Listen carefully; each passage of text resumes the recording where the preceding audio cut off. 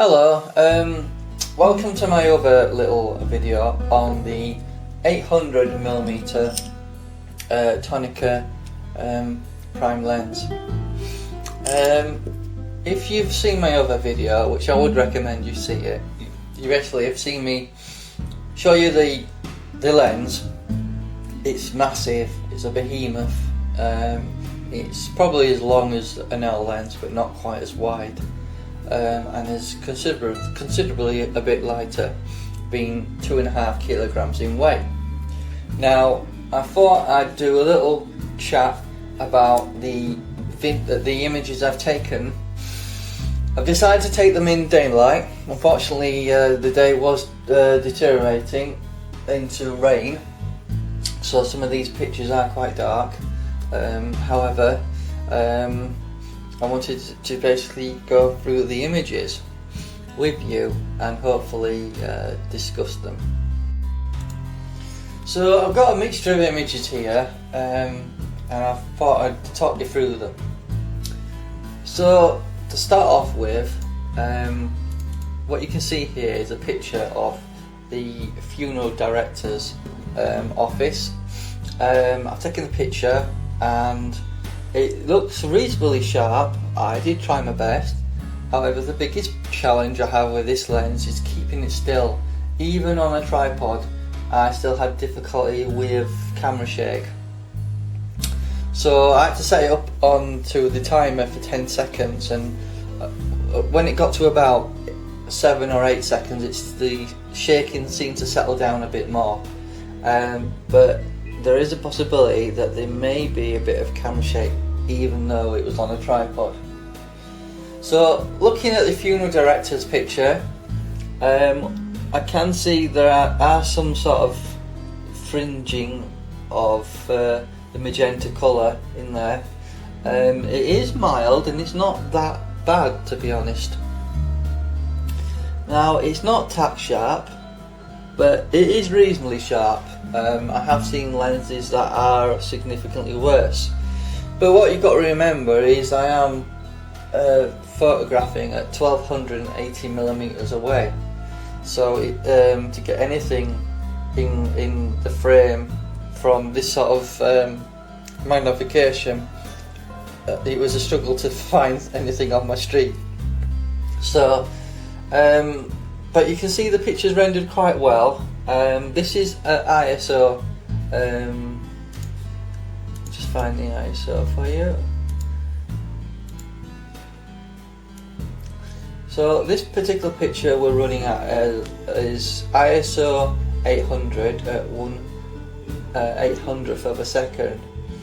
So it's not too bad, and I don't see that much grain in the picture or noise. So it ain't too bad. Hello, I found this picture of a stock security box on someone's wall, and I wanted to try and get as much of an image that I could get with it to try and show the chromatic aberrations on it. Now, the actual settings that we're running at on this particular picture is 200 ISO, 160th of a second, and it's not too bad. There was camera shake, I did experience that. So all my pictures are taken with a 10 second timer on the camera settings. Funny enough, the bricks seem to have come out sharper than the actual text that I was trying to pick out, but it's always possible the text has faded over time, so that's not a given guarantee that it isn't sharp. And it seems to be not too bad. I don't see that much colour fringing in there, and the corners seem fine to me as well. So again, it's not a bad picture. The next one I have for you is a wall that's not far from where I am. We're running at ISO 1600 and 400th of a second on that one. looking at it, it seems fairly decent sharp. Unfortunately the day was getting quite dark, so I had to up the ISO. But again, the colour fringing isn't as bad as I first thought. If you've seen the other video, I was shooting through a window, and it's very possible the window was having an effect on colours. So again, it's not too bad, and I don't see any huge amount of loss of detail at this focal length. The next image I have for you is a bus sign. Let's just have a look at the properties of that image. 1600 ISO, 1/25 of a second. Looking at the picture, it's not that sharp, and it's very possible it was the motion of the lens moving. Colour fringing doesn't seem bad at all. In fact, at 1600 the noise isn't bad either, so it's quite a nice picture really. It's just not quite there in terms of the sharpness, but manual focusing is an art in itself sometimes, especially at these focal ranges. Keep in mind all these pictures are f8 because it is a manual lens. The next picture is a metro sign.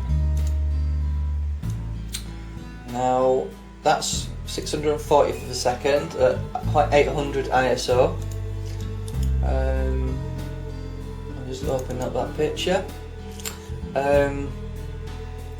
Again, it's not too bad on the sharpness side of it. There does seem to be a bit of red being quite vivid there, but there is a slight, from looking at the white on a Dell monitor, there is a slight tint in the white to the pink, but I don't think it's that noticeable, so it's not too bad. 1600 is not too bad at all. Now my final image, I try to pick something white in the distance. The settings on this image is ISO 400 at 1/125th of a second, some distance away obviously. Now it is in good focus from what I can see. Colour fringing, certainly in the centre, there's not much I can tell, and the picture looks pretty sharp. I think it with a lens of this nature, the biggest challenge you've got is camera shake. So sometimes I wish it did have image stabilisation, would be more of a benefit than autofocus would be, especially at these focal lengths. So that's the real world samples I've got of this particular lens. I hope you find it useful. If you ever come across this lens, it's certainly a brilliant budget lens. If I was to choose this over a Sigma 150 to 500, probably would, because it's a prime lens.